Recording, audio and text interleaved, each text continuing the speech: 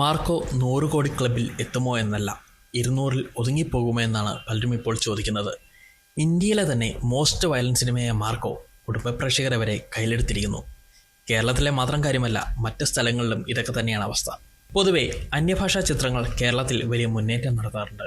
മാർക്കോയും അതുപോലെ തന്നെ മറ്റു ദേശങ്ങളും ഭാഷകളും കീഴടക്കിയാണ്. ഒരു മലയാള സിനിമയ്ക്ക് ബോളിവുഡിൽ എന്ത് ചെയ്യാൻ കഴിയും എന്നിനി ആരും ചോദിക്കില്ല. ഒരു വലിയ ഹിറ്റിൽ കുറഞ്ഞൊന്നും പ്രതീക്ഷിക്കാതെ വന്ന ബേബി ജോണിനെ വരെ റീപ്ലേസ് ചെയ്ത് കഴിഞ്ഞിരിക്കുന്നു മാർക്കോ. ഹിന്ദിയിൽ 100-ൽ താഴെ മാത്രം സ്ക്രീനുകളിൽ ഉണ്ടായിരുന്ന മാർക്കോ ഇപ്പോൾ 500-ലധികം സ്ക്രീനുകളിൽ പ്രദർശനം തുടരുന്നു. മറ്റു ഭാഷകളിലും സ്ഥിതി ഒട്ടും വ്യത്യസ്തമല്ല. തമിഴിലും തെലുങ്കിലും കന്നഡയിലുമൊക്കെ വലിയ ഫാൻ ബേസ് ക്രിയേറ്റ് ചെയ്തുകൊണ്ട് തന്നെയാണ് മാർക്കോയുടെ ജൈത്രയാത്ര. ഇങ്ങനെ തുടരുകയാണെങ്കിൽ മാർക്കോ 100 കോടിയല്ല 300 കോടിയും കിടക്കുമെന്നാണ് ആരാധകരുടെ അഭിപ്രായം. News desk, media mind.